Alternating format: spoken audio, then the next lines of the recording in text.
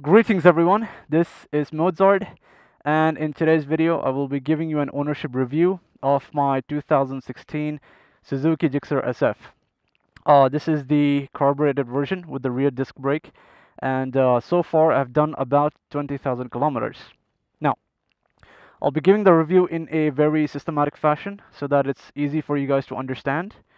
Also, I will be including timestamps in the description so that if you are interested in the review of a particular topic, say for example the brakes, you can jump directly to it.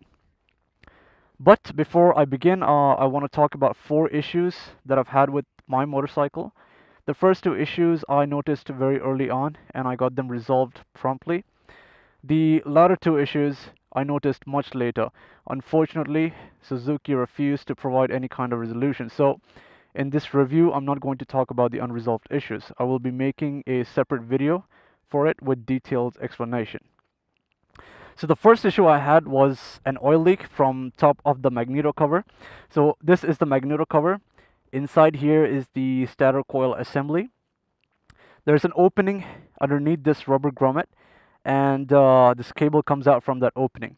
Now the defect is actually with this rubber grommet. It does not seal that opening properly. Now unfortunately, that grommet is not available separately. It comes as part of the entire stator coil assembly. So the service center, they replaced the entire assembly under warranty, and I've never had any oil leaks since then. Now I've seen a couple of people who advise you to use silicone to seal that off.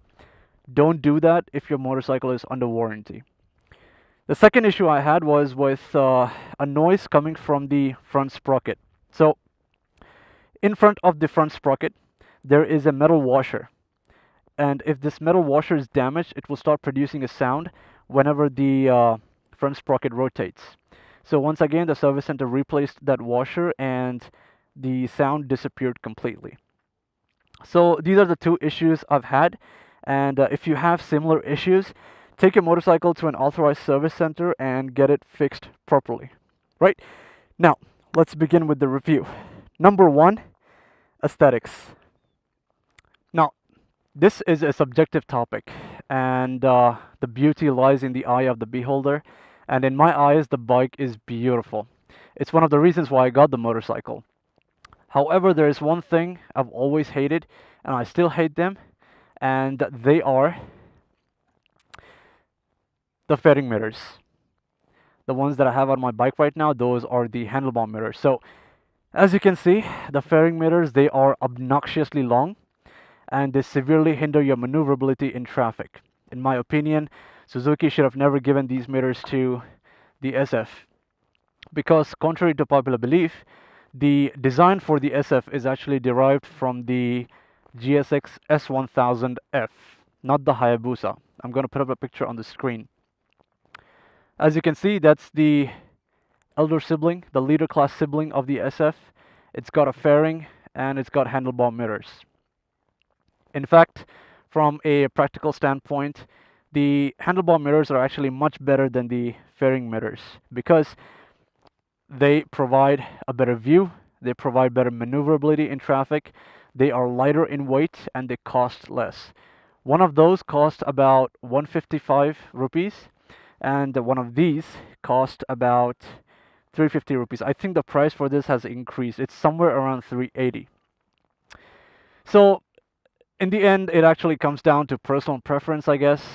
I've spoken to some people who said that even though they know that the maneuverability is an issue, but they still like the fairing mirrors. So overall, I would give the aesthetics 4 out of 5. Moving on to number 2, fit and finish. Now, most of the parts on this bike have a decent fit, except the front section and the swing arm. And these are the 2 unresolved issues that I was talking about earlier. But like I said, I'm not going to talk about them in this review. Do stay tuned for the detailed version. Talking about the finish, once again, for the most part, the bike has a decent finish. However, the quality of the paint is mediocre. Now, as far as my knowledge goes about automotive paint, this is actually a single stage paint, and it is just a single layer of paint, because of which it scratches easily, it fades easily, and it chips off easily in certain areas, such as the pillion grab rail and this lower section of the tank adjacent to the seat. And there's really not much you can do about it. You will have to take extra special care for the paint if you really want to preserve the shine and the deep rich gloss from the factory new appearance. And I'm not really too bothered about it because I have something else planned for the paint. So overall, I would give the fit and finish 3 out of 5. Moving on to number 3, ergonomics. Now, there are a couple of things to talk about in ergonomics. For reference, I am 6 feet tall, and for me, the seat height as well as the seat to foot peg distance is perfect. Initially, though, I had a bit of strain in my ankles on both the sides because of the default position of the shifter and the brake pedal, but I got them lowered by one click, and it's been comfortable since then. In my opinion, the lower ceiling would be about 5'6", and the upper ceiling would be about 6'2". So if you're shorter than 5'6", you're going to tiptoe on the bike. And if you're taller than 6'2", you're going to have a lot of bending in the knees and at the ankle, and that will be very uncomfortable. Now, talking about the seat comfort, this is once again a subjective topic. Seat comfort really depends on your endurance level, the anatomy of your buttocks, and the season in which you're riding. So I'm moderately built. My endurance level is pretty shit, and in summer, I last on the rider seat for about 45 minutes, after which it starts getting irritating. Those are my figures. Your mileage may vary. Talking about the passenger seat. The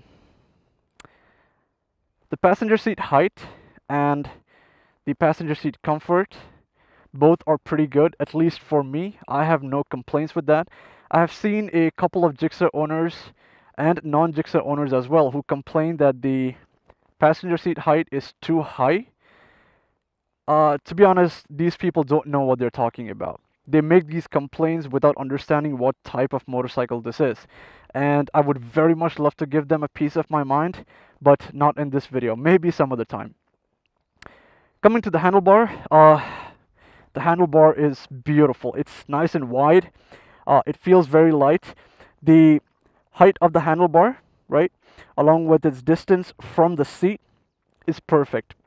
It allows you to have 2 different sitting postures depending on where you're positioned on the seat. So if you're up against the tank, you're going to have a erect posture, which is very nice for city commutes. But if you scoot back a little on the seat, you're going to have a slightly forward lean, which will give you an aggressive stance. That's good for track riding, and also on highways, you can comfortably duck to avoid the wind blast. So overall, I would give the ergonomics a solid 4 out of 5. Moving on to number 4, instrument cluster.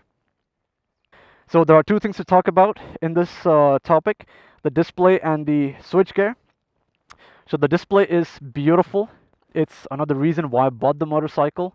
It's fully digital, and it provides all the relevant information that I need. It's got a tachometer, a speedometer, 2 trip meters, fuel gauge, clock, and most importantly, a gear indicator.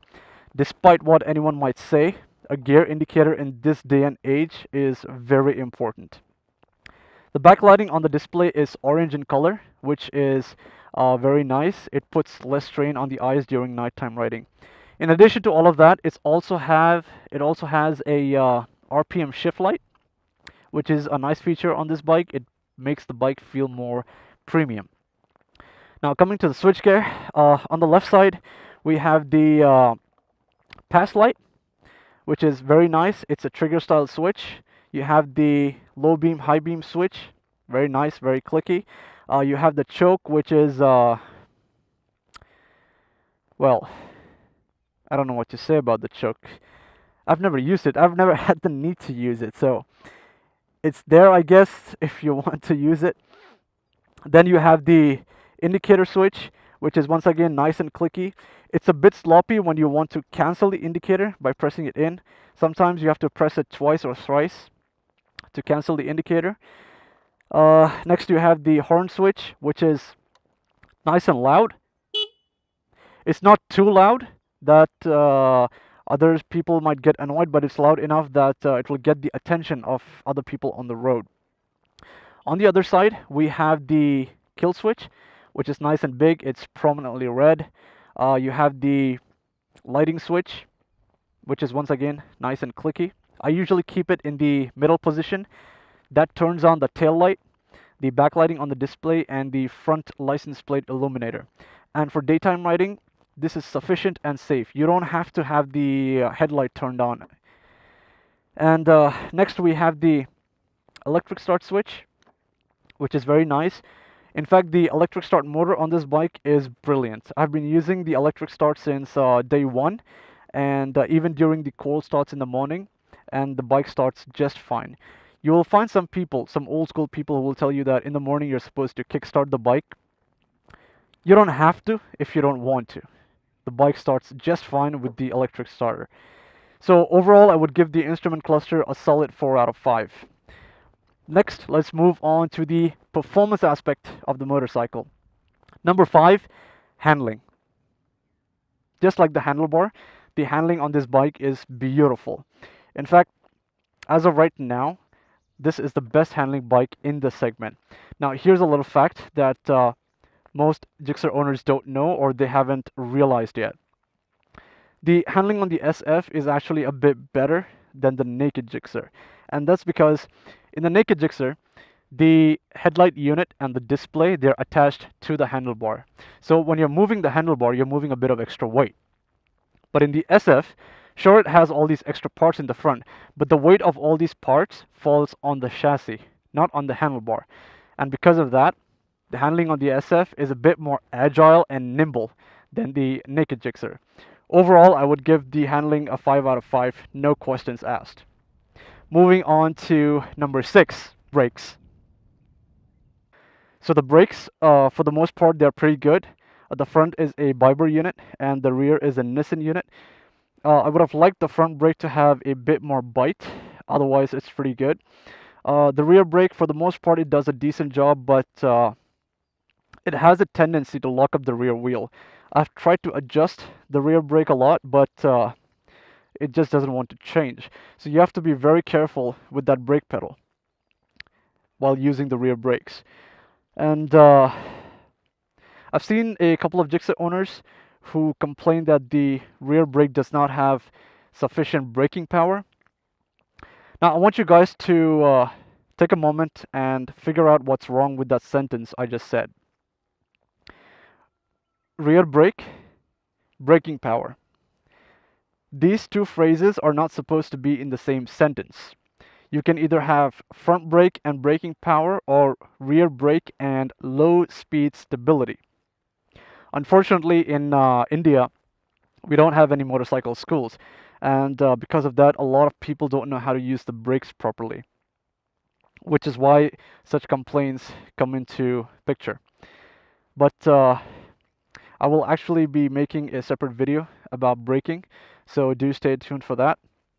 Overall, I would give the brakes a 3 out of 5, just because the rear brake has a tendency to lock up the rear wheel. Otherwise, I would have given it 4 out of 5. Moving on to number 7, tires. So, as far as tires are concerned, I have factory tires on my bike right now. The front is MRF Zapper 100/80, and the rear is MRF Rev Z 140/60. In the owner's manual, there is one more option, which is C8 Zoom Plus for the front and C8 Zoom Rad for the rear.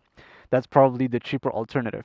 So these tires are great. I've ridden this bike on the track, both in wet and dry conditions, and the grip is just phenomenal. There is absolutely no need to go for any other tires. If your tires are worn out, your factory tires, and you want to replace them with the same MRF models. There is no need to go for C8, there's no need to go for Michelin Pilots, and there's no need to go for MRF Masseters. In fact, MRF Masseter and Michelin Pilots don't come in these profiles. Now, here's a bit of an advice. Stick to manufacturer recommendation. don't try to experiment with the tire sizes. If you use a tire with incorrect size, you're going to have adverse effects on the handling, acceleration, and fuel economy. So just stick to what's written in your owner's manual. Overall, I would give these tires a solid 4 out of 5. Moving on to number 8, suspension. So the suspension on this bike is pretty stiff and it's pretty basic. There's no compression or rebound adjustment, but it does have a preload adjuster on the rear monoshock. Now, this is one of the areas where a lot of Gixxer owners have a misconception. The preload adjuster adjusts or changes only the sag height. It does not change the ride quality. You cannot make the ride quality soft or stiff. If you want to make it softer, you will have to either change the springs or upgrade the suspension itself. So overall, I would give the suspension 3 out of 5. I would have liked it to be a bit on the softer side. Moving on to number 9, engine. So this bike has a happy little 155cc single-cylinder air-cooled engine, which produces majority of its torque in the mid-range, which is from about 3,500 RPM to 6,000 RPM. And that's where you want to keep your bike. Now, here's a piece of advice. Don't short shift just to save fuel. If you're going to short shift, especially in the higher gears, you're going to lug the engine, which will do the exact opposite of saving fuel.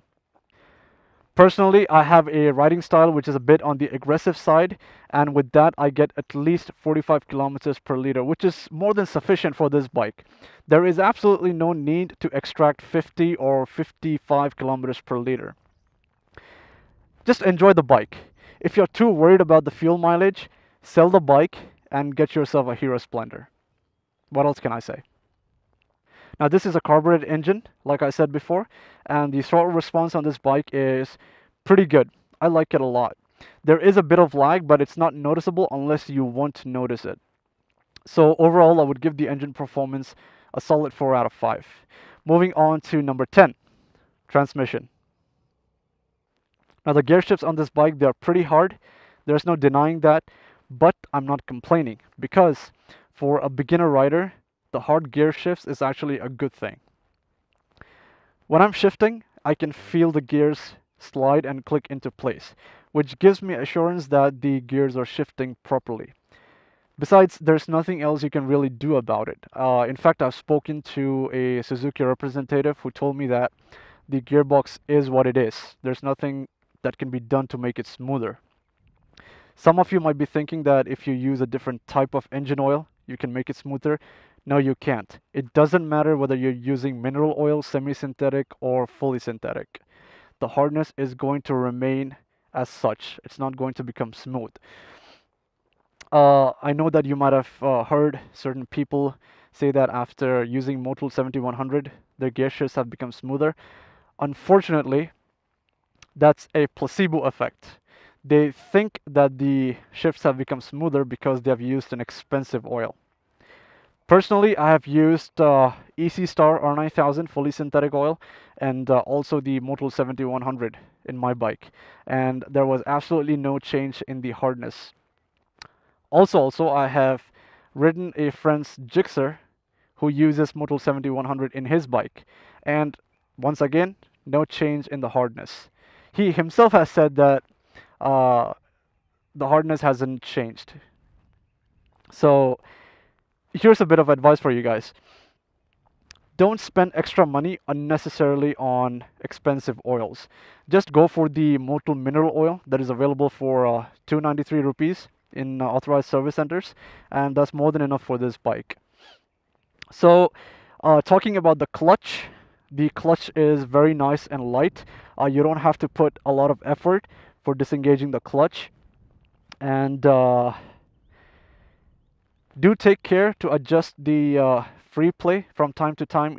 It does go off with frequent riding, so that's one thing you might want to keep in mind. And overall, I would give the transmission a solid 4 out of 5. With that, we come to the conclusion of this review. I hope you guys enjoyed it, and I hope that you found it informative. Now, I know that the review was a bit too long, but that's to be expected because you cannot give a proper ownership review in just 10 or 15 minutes. I also believe that I've covered most of the things in this review, but if you still have any questions or doubts regarding this motorcycle, feel free to ask me in the comment section below, or you can message me on Facebook or Twitter. Links will be in the description. Before I sign off, there is one more thing I would like to say. If you are watching this video and if you're interested in buying this motorcycle, don't make your decision based on this video alone or any review video for that matter. Go to an authorized dealership and test ride the motorcycle and evaluate the motorcycle yourself. I've given you the parameters in this video right from number 1 to number 10. Make good use of it. Only then make a definitive decision. That's all for now. Until next time, take it easy.